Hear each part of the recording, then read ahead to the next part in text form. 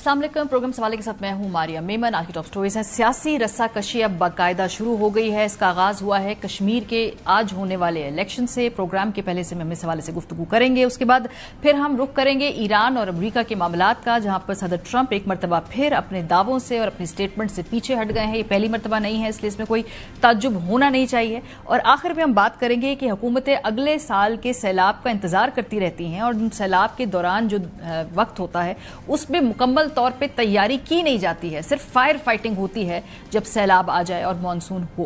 Programme के आखिरी हिस्से में इसका जायजा लेंगे, लेकिन आगाज करते हैं आजाद कश्मीर में। दूसरे इंतखाबात आज हो रहे हैं। मैदान इस वक्त आजाद कश्मीर का है, लेकिन जो धांधली के संगीन इल्जामात हैं वो कश्मीर की इलेक्शन से निकलकर अब 2024 के इलेक्शन तक भी पहुंच गए हैं, जहां पर पीपल्स पार्टी PMLN को फेक मैंडेट होने का ताने दे रही है, वजीर आजम के फॉर्म 45-47 के ऊपर बनने के ताने दे रही है, और जवाबन PMLN भी कराची के कुछ इलाकों में खासतौर पे मेयरशिप में पीपल्स पार्टी को फेक मैंडेट होने के ताने दे रही है। तो ओवरऑल जो 2024 के इलेक्शन की जो क्रेडिबिलिटी थी उस पर अब ये वही जमातें जो मौजूदा निज़ाम में मौजूद हैं इस पे सवाल उठा रही हैं। बहरहाल जी, कश्मीर के इलेक्शन के ऊपर पीपल्स पार्टी इस वक्त संगीन इल्जामात लगा रही है नून लीग पर। वो क्या इल्जामात हैं, मुलाहिजा कीजिए। पहले फेज के ऊपर हमारे बहुत सारे तहफ़्फ़ुज़ात थे। कौन सा इलेक्शन, और भाई 99%, 95%, 93% वोट कहीं नहीं पड़ता। 2-3 पोलिंग स्टेशन हमले को उठा के मुस्लिम लीग के कारकुन अपने घरों में लगे ठप्पे लगाए। खून बहा के इलेक्शन जीतना है तो ये कौन सा इलेक्शन है? इन इलेक्शंस के तहत जो गवर्नमेंट बनेगी क्रेडिबिलिटी नहीं होगी। ये इलेक्शन हमसे छीना गया। ये जो बैठ के दावा करते हैं free fair and transparent election की, गलत बयानी की इंतहा करते हैं। ऐसे इन इलेक्शंस को free fair and transparent election कहा जा सकता है?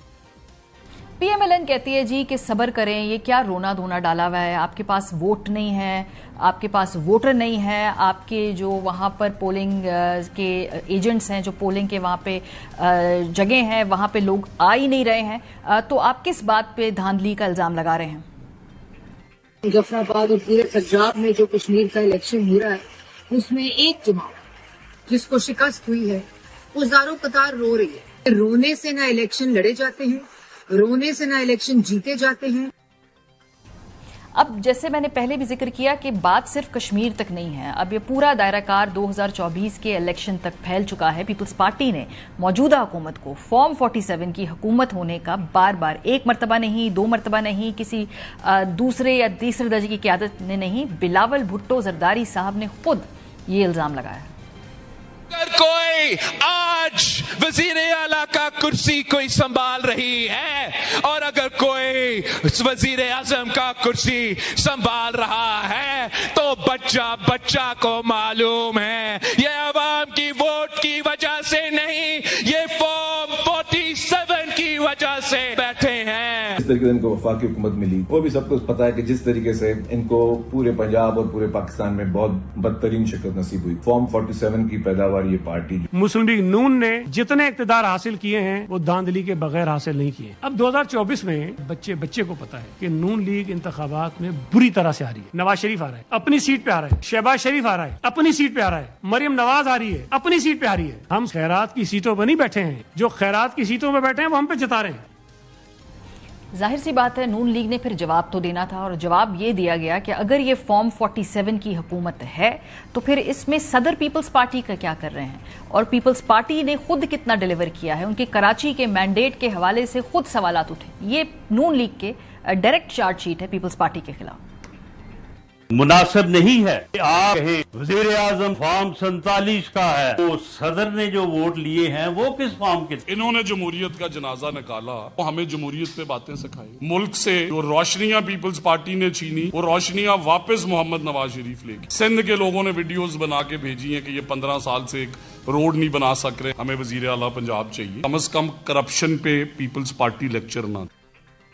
कुछ 90 की सियासत की झलक हमें नजर आई, लेकिन इस पूरी कहानी के अंदर एक और ट्विस्ट आया, और ट्विस्ट तब आया जब आज से 3 दिन पहले मोहसिन नकवी साहब ने एक जगह खिताब करते हुए कह दिया कि सिस्टम फेल हो गया है, निज़ाम जो है अब इस बुनियाद पे नहीं चल सकता, और ये पूरा ओवरऑल होना होगा, पूरा रीसेट होना होगा। सूबे भी बनने होंगे, एडमिनिस्ट्रेटिव यूनिट भी बनने होंगे, और ये हुकूमत जो है 18 घंटे काम करने से वजीर आजम की नहीं चलती। बड़े संगीन इल्जाम इसलिए था क्योंकि मौजूदा सिस्टम में एक पावरफुल तरीन वजीर वजीर उसी के वजीर आजम के ऊपर ये चार्जशीट कर रहा है। और उसके बाद हमने देखा कि अभी तक ना शहबाज शरीफ साहब की तरफ से इस पर कोई जवाब आया है, ना कोई मेन स्ट्रीम क़यादत की तरफ से इस पर रद्द अमल आया है, चाहे वो पीपल्स पार्टी की हो या PMLN की हो। हाँ, राना सनाउल्लाह साहब और ख्वाजा आसिफ ने छोटा मोटा जो महाज है उसको संभाला हुआ है। ख्वाजा आसिफ साहब ने ट्विटर पे आज दबादब वो ट्वीट्स कर रहे हैं, मोहसिन नकवी साहब को बार बार चैलेंज कर रहे हैं। पहले तो उन्होंने कहा जी कि नेशनल एक्शन प्लान के ऊपर आप अमल करके दिखाएं, आपकी अपनी मिनिस्ट्री है, उसके नीचे ये आता है, अगर आपको गवर्नेंस करनी है, परफॉर्मेंस दिखानी है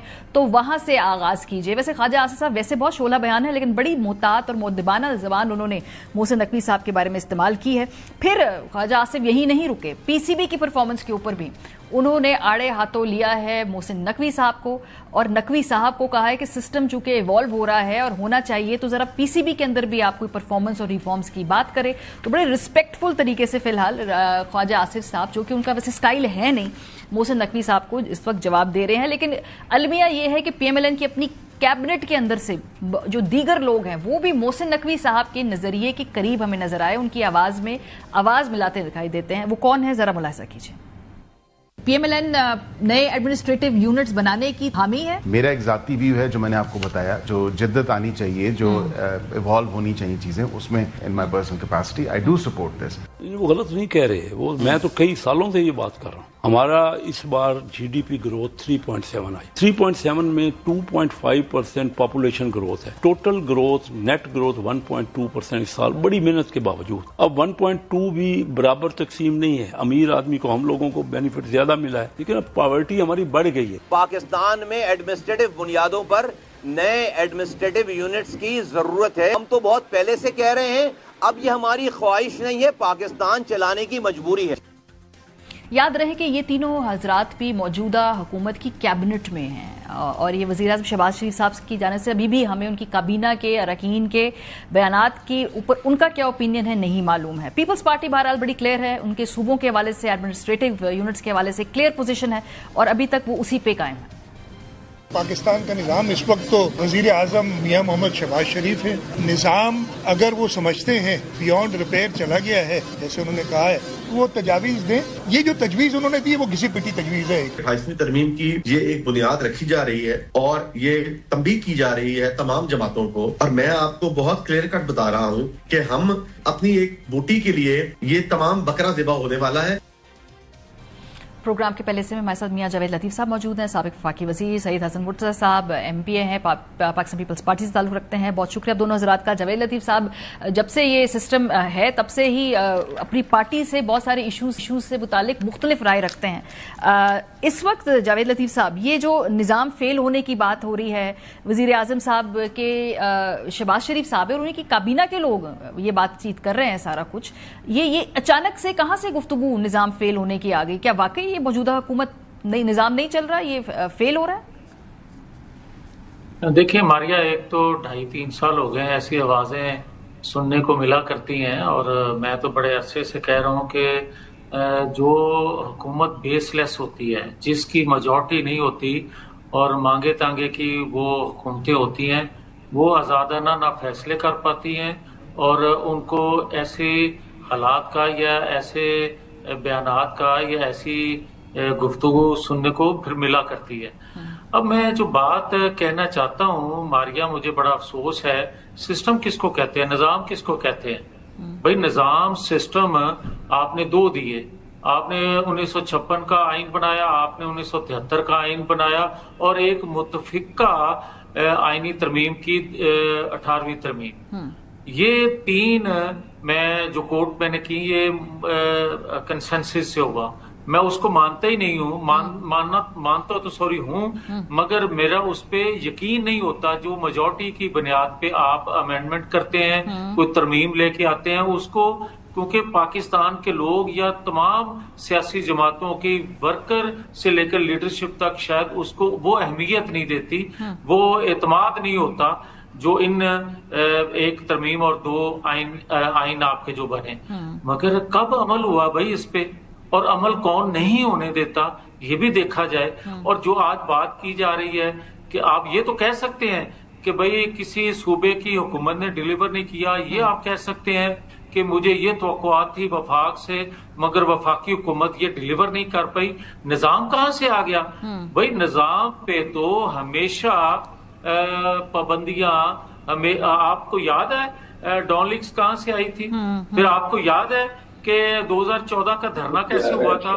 پھر آپ کو یاد ہے 2/3 اکثریت رکھنے والا 2017 میں کیسے نکالا گیا تھا؟ میں اس بحث میں نہیں جانا چاہتا جس میں تلخیاں پڑیں یا کسی کو ناگوار گزرے، مگر میری ہمبل ریکویسٹ ہوگی، سب سے یہ ریکویسٹ ہوگی، خاص طور پر جو وفاقی حکومت کے کچھ وزراء ہیں وہ بھی احتیاط سے گفتگو کریں. آج صوبوں کی بات ہو رہی ہے، او بھائی آج آپ کو اپنے گھر کی پڑی ہوئی ہے، آپ روز روٹی جو کھاتے ہیں وہ بھی قرضے کی کھاتے ہیں.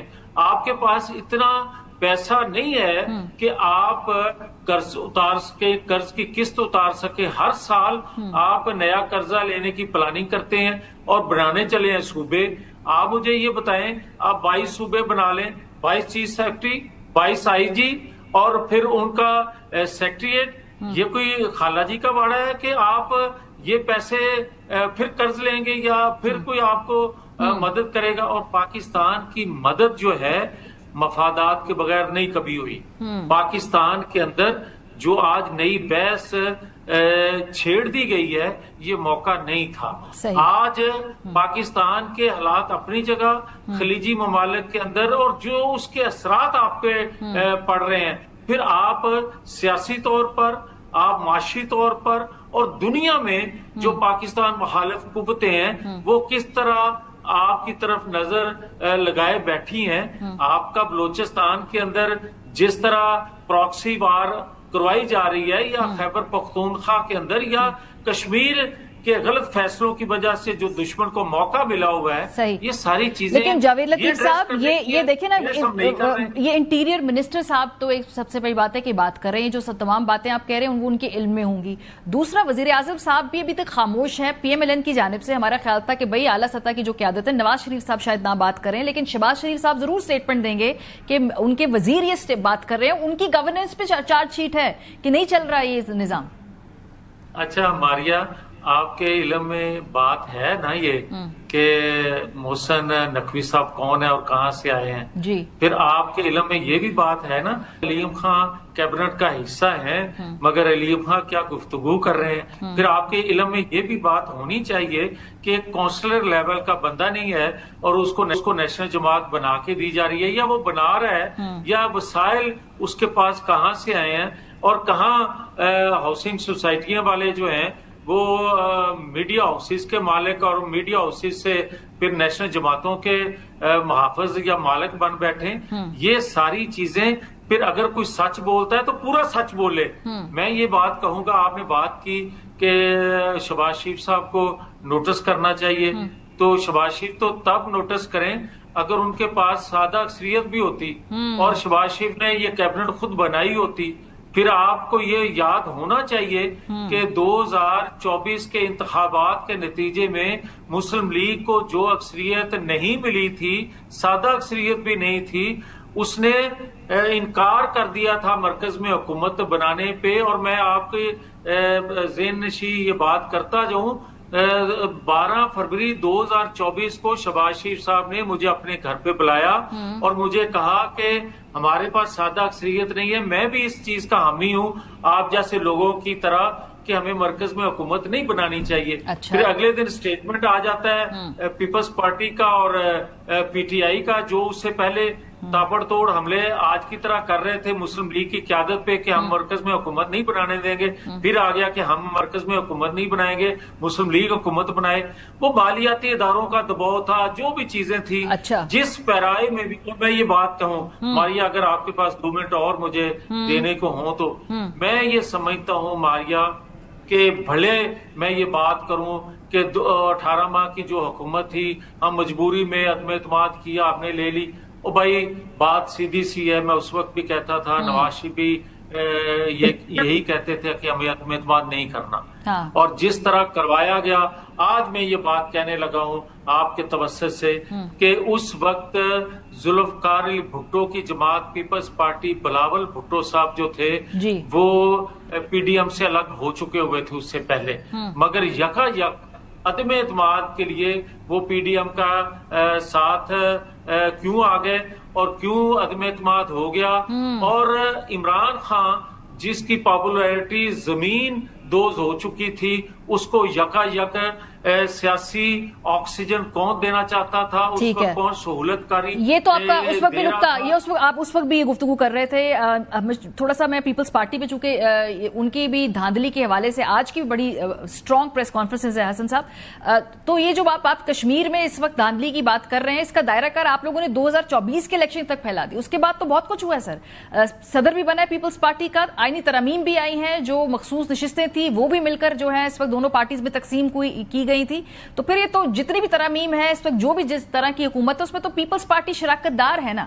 آج جو ہے وہ 2024 کے الیکشن کے آپ کو اتنی خرابیاں کیوں نظر آ رہی ہیں؟ دیکھیں، گزارش یہ ہے کہ پاکستان پیپلز پارٹی آپ 2024 کے انتخابات میں اگر مالیہ کہیں کہ ان کو حصہ ملا ہے اور ان کو سیٹیں ملی ہیں، تو آپ کسی ایک سیٹ کی نشاندہی کر دیں کہ یہ سیٹ جو ہے یہ آپ کو ملی ہے. اگر ہمیں ملنی ہوتی تو سینٹرل پنجاب میں ہماری ایک سیٹ نہیں ہے، میں جیتا ہوا تھا، مجھے ہرا دیا گیا. میں کس طرح اس چیز کو تسلیم کر لوں کہ پیپلز پارٹی کو بھی اس میں شیئر ملا ہوا ہے. اچھا، پاکستان پیپلز پارٹی جو ہے وہ سندھ میں جیتی تھی، کتنی سیٹیں ہماری زیادہ ہوئی ہیں سندھ میں، جس بنیاد پہ یہ کہا جائے کہ پیپلز پارٹی کی پہلے تو اتنی لیتی تھی، اب اتنی لے لی. کوئی اکا دکا سیٹ اوپر نیچے ہوگی کوئی زیادہ ہوگی کہیں پہ کم ہوگی، مگر نہ ہمارے پاس تو وہی مینڈیٹ ہے. اور پاکستان پیپلز پارٹی نے اگر کشمیر کے الیکشن پہ بات کی ہے تو ہم تو وہ جماعت ہیں، جب کوئی بھی کشمیر نہیں جا رہا تھا تو پاکستان پیپلز پارٹی کا چیئرمین وہاں گیا، اور وہ جو ایک جمود تھا، جو ایک سکوت طاری تھا وہاں پہ، جو پولیٹیکل ایکٹیویٹی بند تھی وہاں پہ، اس نے وہاں پہ کھڑے ہو کے ان کو حق حاکمیت کا کہا، حق روزگار کا کہا، حق ملکیت کا کہا، ان کے انٹرنیٹ کی بحالی کی بات کی، ان کے ایشوز کو اٹھایا.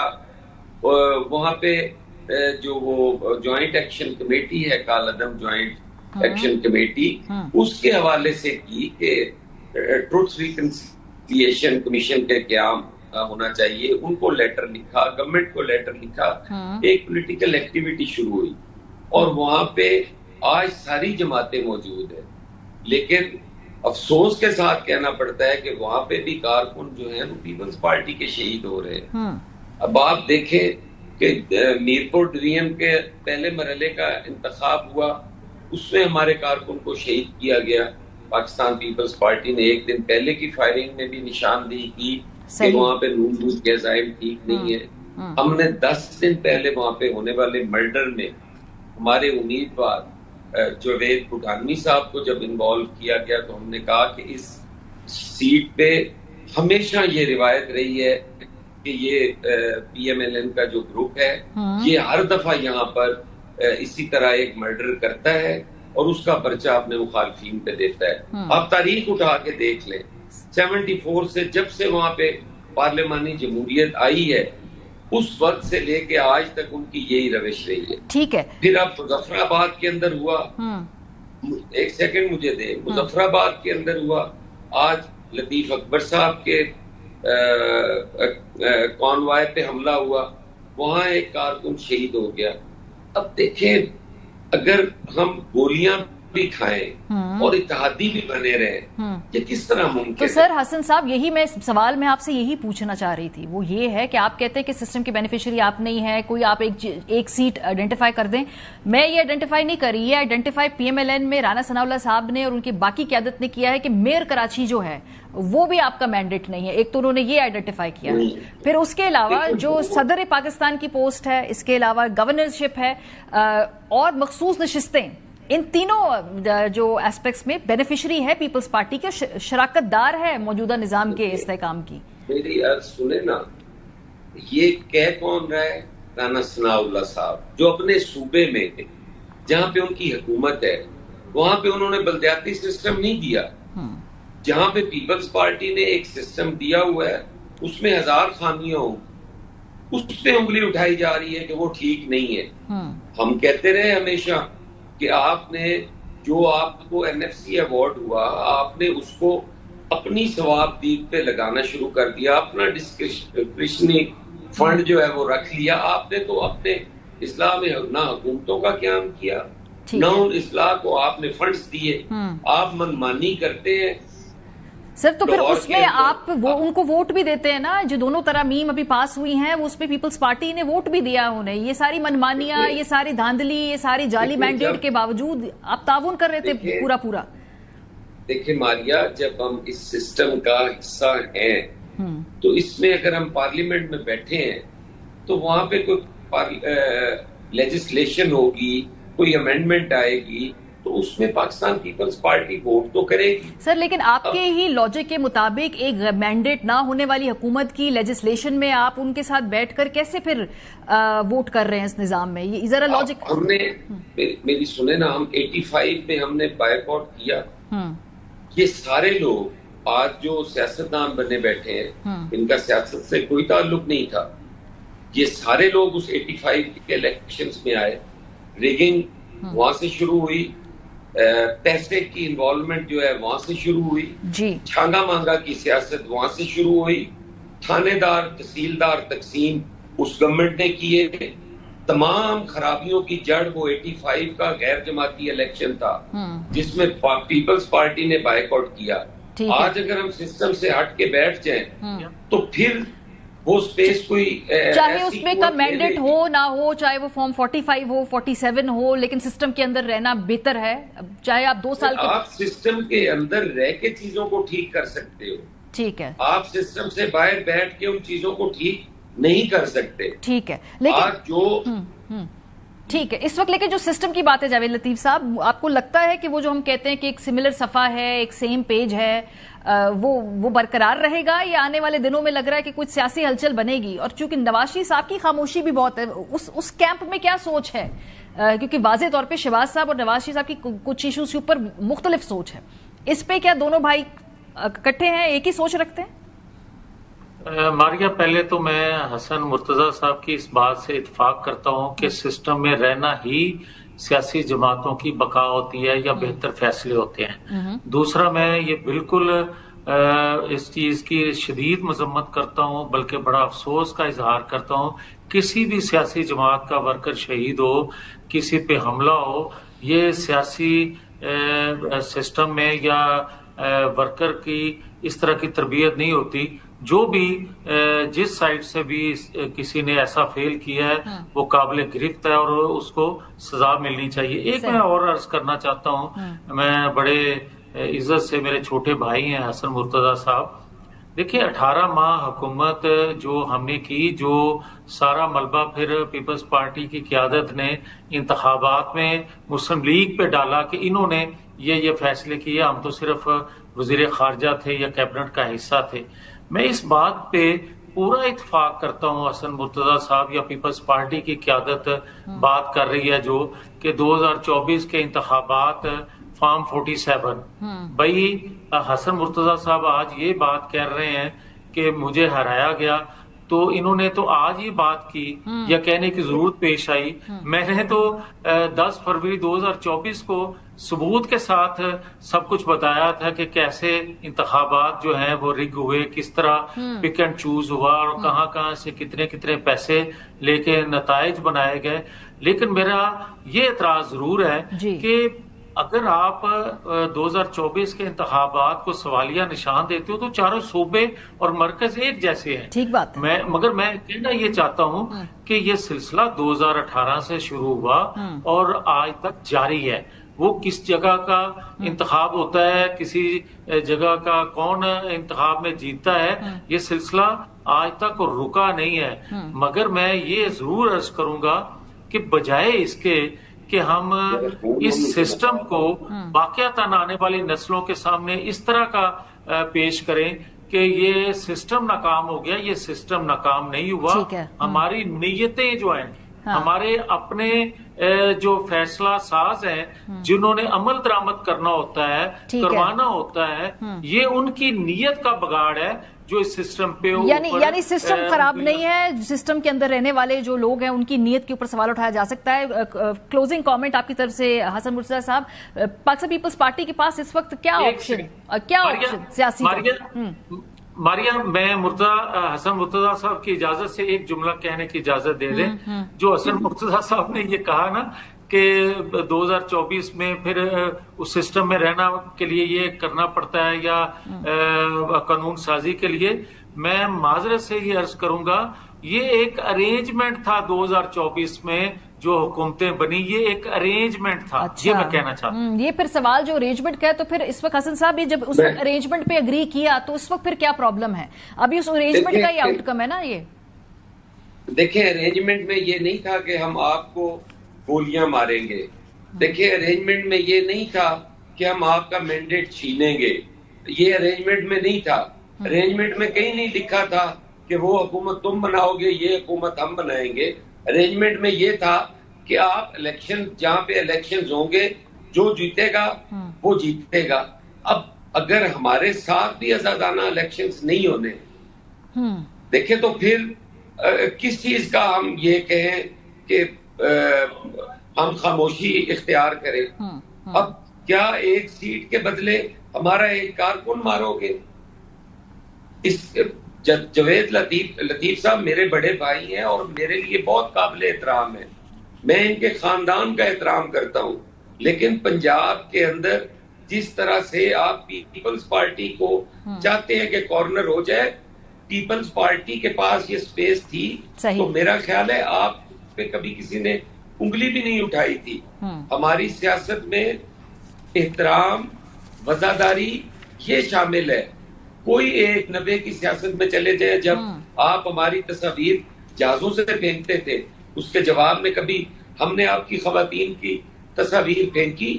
جس وقت آپ ہمیں اسمبلی کے آن دی فلور آف دی ہاؤس کھڑے ہو کے گالیاں دیتے تھے, اس کے بدلے میں کسی دن ہمارے منہ سے آپ نے گالی سنی. آپ نے سیاست کے اندر یہ چیز لانے میں, میں کہتا ہوں آپ کا نہیں ہے, آپ کی ذات سے مجھے کوئی اختلاف نہیں ہے, آپ ایک وفادار آدمی ہیں. میں پی ایم ایل این کی سیاست کا کہہ رہا ہوں, جس میں شیخ رشید تھے, جس میں دیگر سر وہ تو بیچارے اب پی ایم ایل این میں بھی نہیں ہے, بلکہ پی ایم ایل این بھی بڑی تبدیل شدہ ہے. اب پی ایم ایل اگر ہم دیکھیں تو وہ پرانی پی ایم ایل این نہیں ہے, بلکہ شاید وہ نواز شریف صاحب کی پی ایم ایل این بھی نہیں ہے جو ہمیں اس وقت نظر آتی ہے.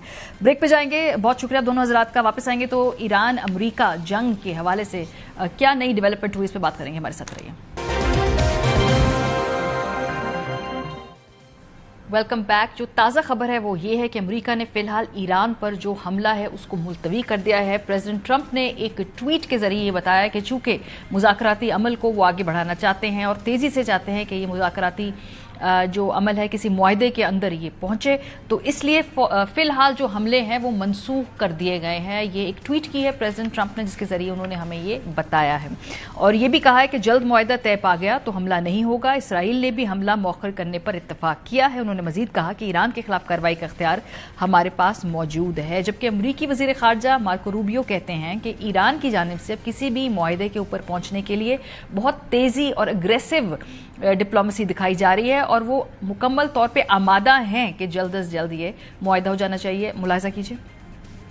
President Trump said, I'm not going to let you get to that place. And he went after, wiped out their Navy, wiped out their Air Force, things, and severely degraded their defense capabilities. Now, they still have missiles and they still have drones and they can still do damage, but they no longer have that shield, that conventional shield that they could hide behind. And that's changed the whole dynamic. It's the only reason why they are now willing, and in some cases seem eager, to do a deal on denuclearization, to do a deal on the Straits. Iran کا موقف ہے کہ امریکہ سے حملے کرنے کی ہم نے کوئی درخواست نہیں کی ہے اور نہ ہی ہم کسی طریقے سے کمپرومائز کرنے کو تیار ہے. پروگرام کے حصے میں جاوید ملک صاحب ہمارے ساتھ موجود ہیں, سابق سفیر رہ چکے ہیں, ماہر بین الاقوامی امور کے. بہت شکریہ جاوید صاحب جوائن کرنے کے لیے.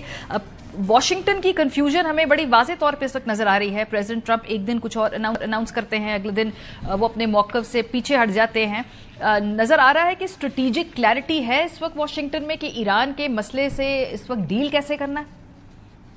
دیکھیے, میری نظر میں تو آف کورس ایک اگر آپ بظاہر دیکھیں تو ایک ایمبیگوٹی نظر آتی ہے, لیکن اگر آپ اس کو ڈیٹیل میں دیکھیں تو میری نظر میں بہت ساری پس پردہ ڈپلومیٹک ایفرٹس بھی جاری ہیں. ہم جانتے ہیں کہ جب MOU حاصل کیا گیا تھا تو میری نظر میں تو وہ ایک راہ فراہم کر رہا تھا ایران کو, جو پچھلے 47 سال سے تصادم کی ایک اسٹریٹجی اپنائے ہوئے ہیں. ان کے لیے ایک اپرچونٹی تھی کہ وہ اپنے ملک کو تصادم سے ہٹا کے تعمیر و ترقی کی طرف لے کے جا سکے. آپ جانتی ہیں وہاں پہ بے بہا تیل کے ذخائر ہیں, لیکن وہ ان کو ایکسپورٹ نہیں کر سکتے. ان کے پاس بہت سارے اثاثے دنیا بھر میں منجمد ہیں, لیکن ان کے پاس رسائی نہیں ہے. ان کو عالمی منڈیوں تک بھی وہ نہیں رسائی حاصل کر سکتے. ان کی جو عوام ہے, ہم دیکھ رہے ہیں اس وقت دنیا میں جین زی کی بات ہوتی ہے, تو وہاں پہ بھی تو موجود ہیں ینگ لوگ جو چاہتے ہیں کہ ان کو اپرچونیٹیز ملیں, امپلائمنٹ کی, انٹرپرینورشپ کی, لیکن وہ 47 سال سے ایک الجھے ہوئے ہیں اس تصادم کے راستے کے اوپر. یہ جو MOU ہے یہ دراصل ایک ایسا راستہ فراہم کر رہا تھا ایران کو کہ وہ اپنی تصادم کے راستے سے ہٹ کے تعمیر و ترقی کی طرف جا سکتے. لہٰذا میری نظر میں تو ایسی کوئی بھی ایفرٹ جو اس MOU کو ریسٹور کر سکتی ہے اس کو ہمیں ویلکم کرنا چاہیے. I don't think of it as an ambiguity or some kind of a confusion in Washington, because Washington کے اندر موجود جو لوگ ہیں وہ یہ سمجھتے ہیں کہ ایران کے ساتھ ساتھ ان کے انٹرسٹ میں بھی یہی ہے کہ اس خطے میں جو ہے اسٹیبلٹی رہے. بیکاز آپ جانتی ہیں کہ امریکہ کی اس خطے میں یہ جنگ تو چلے ایک ایلیمنٹ ہے, لیکن یہاں پہ جتنے بھی ممالک ہیں ان کے ساتھ اسٹریٹجک ریلیشن شپس ہیں, آرمز کی ہیں, ان کے ٹریڈ انویسٹمنٹس کی ہیں, اور وہ چاہتے ہیں کہ ان کو پروٹیکٹ کریں. اور اسٹریٹ آف ہارموز ایک ایسا مسئلہ ہے جس پہ میری نظر میں پوری دنیا ایک سائڈ پہ ہے. ایران جو ہے وہ اس کو روکے ہوئے ہے, جو میری نظر میں ایک غیر دانشمندانہ اقدام ہے. کیونکہ اگر آپ ایک طرف کہتے ہیں کہ آپ انٹرنیشنل لا کی پاسداری کر سکتے ہیں تو پھر آپ کو اس کو اگنور نہیں کرنا چاہیے. تو میں سمجھتا ہوں اگر یہ ایک ریویو اینڈ اسٹریٹجی ہوئی ہے, اسکیلیشن کی طرف ہم بڑھ رہے ہیں, تو اس کو میں ویلکم کرنا چاہیے. ون ہوپس کہ ڈپلومیسی ول الٹیمیٹلی پریویل. بالکل صحیح بات ہے. اس دوران ایک اور ڈیولپمنٹ بھی آج ہوئی ہے. سعودی عرب نے خطے میں جو ترسیل کرنی ہے مختلف اشیاء کی, توانائی کا ایشو ہو, بحری جہازوں کی گزرگاہ کی بات ہو, تو ایک دفاعی اتحاد بنانے کے لیے جو ہے بحری دفاعی اتحاد بنانے کی یہ تجویز بھی سامنے آئی ہے. یہ کیا لگتا ہے کہ یہ جلد اتحاد تشکیل ہوگا؟ کیا اتنا آسان ہوگا اور اس پہ ایران کیسے رسپونڈ کرے گا؟ دیکھیے, پہلی بات تو یہ کہ جو اتحاد ہے یہ کسی کے خلاف نہیں ہے. It's not against aimed at any country. یہ ایک بیسکلی انٹرنیشنل لا کے جو نارمز ہیں جن پہ تمام یونائٹڈ نیشنز کی جو نیشن اسٹیٹس ہیں اور جو اس پہ سگنیٹری ہیں, جو اس پہ بلیو کرتی ہیں, کیونکہ جو رائٹ آف نیویگیشن ہے ماریا صاحبہ, وہ انٹرنیشنل لا میں انشرائنڈ ہے.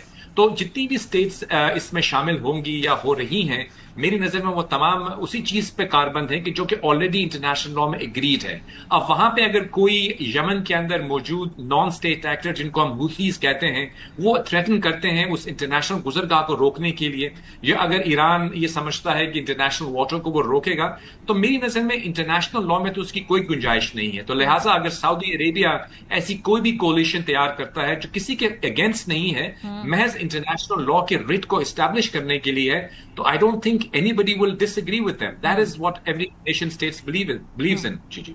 بہت شکریہ جاوید ملک صاحب, پروگرام کے سلسلے ہمارے ساتھ تھے اور ہمیں بتا رہے تھے کہ بھئی اس پورے موقع پہ امریکی ریٹریٹ جو ہے اس کو ایک اپرچونٹی کے طور پہ لینا چاہیے, اور ڈی ایسکلیشن کا یہاں پر اس وقت ہمارے پاس جو ہے ایک روم ہے جسے ہمیں موقع کو, اپرچونٹی کو فائدہ اٹھانا چاہیے. اس دوران آج ہم آپ کو بتانا چاہتے ہیں کہ ڈان کے اندر اس اتحاد کے حوالے سے ایک بڑا دلچسپ اداریہ ہے, اور جو ڈان اخبار کا اداریہ ہے اس میں اس سعودی اتحاد کا پورا جائزہ لیا گیا ہے, اور اس میں کہا کیا جا رہا ہے کوئکلی ہم آپ کو بتاتے ہیں. امریکہ اور ایران کے درمیان جاری جنگ کے باعث مشرق وسطیٰ میں نئی صف بندیاں ہو رہی ہیں, جبکہ ایران اور عرب ممالک کے درمیان براہ راست تصادم کا خطرہ بھی بڑھ رہا ہے. سعودی عرب نے بحیرہ احمر, خلیج عدن اور اپنائے باب المندب میں بحری سلامتی مضبوط بنانے کے لیے ایک نئے بحری دفاعی اتحاد کا اعلان کیا ہے, جس کی پاکستان, مصر اور ترکی سمیت کم از کم 14 ممالک نے حمایت کی ہے. یہ اتحاد ایسے وقت میں سامنے آیا ہے جب ایران کے حامی یمنی حوثیوں نے سعودی بندرگاہوں کی ناکہ بندی کا اعلان किया, जबकि ईरान आबना हॉर्मज़ की बंदिश के जरिए अमरीका और उसके इत्तेहादियों पर दबाव डाल रहा है। ताहम इन इक़दामात से सिर्फ अमरीका और उसके इत्तेहादी ही नहीं बल्कि आलमी तजारत, बैनुल-अक़वामी बरादरी और ईरान के बाज़ अपने इत्तेहादी भी मुतासिर हो रहे हैं।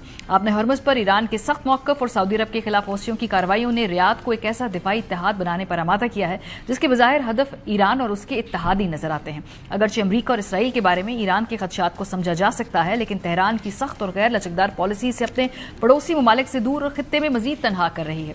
अमरीका और इसराइल की कार्रवाइयों के नतीजे में ईरान के निस्बतन मुतदिल और अमली सोच रखने वाले रहनुमा कमजोर या खत्म हो गए हैं, जिसके बाद सख्त कीर हलकों खुसूसन पासदाराने इनकलाब का असर बढ़ गया है। खासतौर पर खारजा पॉलिसी में इनका किरदार ज्यादा मजबूत हो गया है, इसलिए ईरान के अंदर बेहतर इलाकाई ताल्लुकात के हामी हलकों को तेहरान की पॉलिसी में नरमी और तब्दीली के लिए किरदार अदा करना चाहिए। ईरान और अरब ममालिक के दरमियान बढ़ती कशीदगी से इसराइल फायदा उठा सकता है, क्योंकि अरब और ईरान के दरमियान तसादुम खित्ते में इसराइल के मफादात के लिए साजगार हो सकता है। ब्रेक पे जाएंगे, जब वापस आएंगे तो मानसून आता है, फिर सैलाब आता है और हम फायर फाइटिंग में लग जाते हैं। इस पर बात करेंगे। ब्रेक के बाद हमारे साथ रहिए। वेलकम बैक जी। गुज़िश्ता कई सालों से हम देख रहे हैं कि पाकिस्तान के अंदर मॉनसून का जो स्पेल है वो शदीद से शदीद तरीन होता जा रहा है और उसके असरात भी उतने संगीन होते हैं, लेकिन हुकूमतें हर मरतबा अगले साल की तैयारी की बात करती हैं और लगता है कि गालिबन इस मरतबा भी ऐसा ही हो रहा है। बिजनेस रिकॉर्डर के आज के अदारिये के मुताबिक एक और मॉनसून, एक और मरतबा हलाकतों की तादाद 100 से तजावुज, एक बार फिर हंगामी इजलास और इमदादी कार्रवाइयां। अब तक ये सिलसिला इंतहाई तकलीफदेह हद तक मामूल बन चुका है, जैसे ही पाकिस्तान एक बार फिर शदीद बारिशों के एक और सिलसिले की जद में आया। सरकारी रद्द-ए-अमल एक मरतबा फिर एक जारी तबाही को संभालने तक महदूद रहा, बजाय इसके कि ये जाहिर किया जाता कि गुज़िश्ता बरसों के तजुर्बात से हकीकी तौर पर सबक सीखा जा चुका है। अब अलमिया ये नहीं रहा कि बारिशें तबाहकुन शिद्दत के साथ आती हैं, असल अलमिया ये है कि मुल्क अब भी इन बारिशों के लिए ऐसी तैयारी करता है जैसे कोई अचानक पेश आने वाला वाक़या हो। ये सूरत हाल मौसमी हालात से कहीं ज्यादा पॉलिसी साजों के लिए तशवीश का बायस होनी चाहिए। मॉनसून की सैलाबी सूरत हाल